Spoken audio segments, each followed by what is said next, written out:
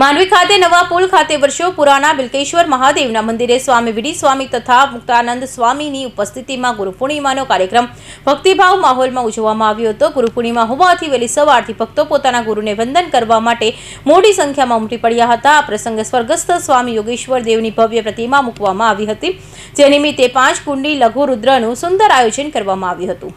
ગુરુ પૂર્ણિમા નિમિત્તે ધારાસભ્ય કુંવરજીભાઈ હળપતિ દ્વારા સ્વામીજી પુષ્પહાર પહેરાવી ગુરુવંદના કરી હતી। તેમને માંડવી નગર ભાજપ દ્વારા નગર ભાજપના પ્રમુખ પ્રિતેશભાઈ રાવળ તથા તેમની ટીમ દ્વારા પણ ગુરુવંદના કરી ધન્યતા અનુભવી હતી।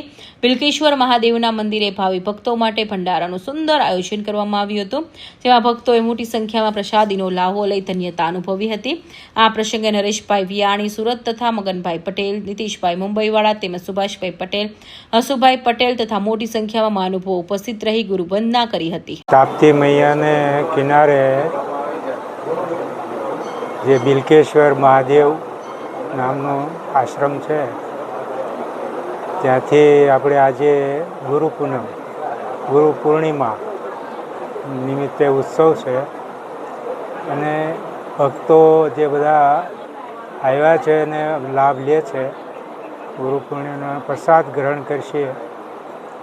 એટલે આજનો દિવસ બહુ પવિત્ર છે, જે શિષ્યો પોતાના ગુરુ પ્રત્યે ભાવ વ્યક્ત કરે છે, કૃત્યતા વ્યક્ત કરે છે।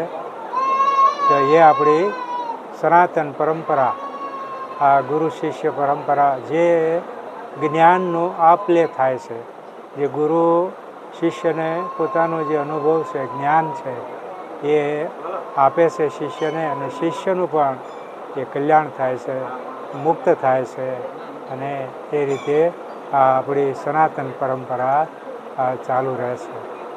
ઓમ તત્સત, ઓમ તત્સત। હમીરસિંહ ચૌહાણ, માંડવી।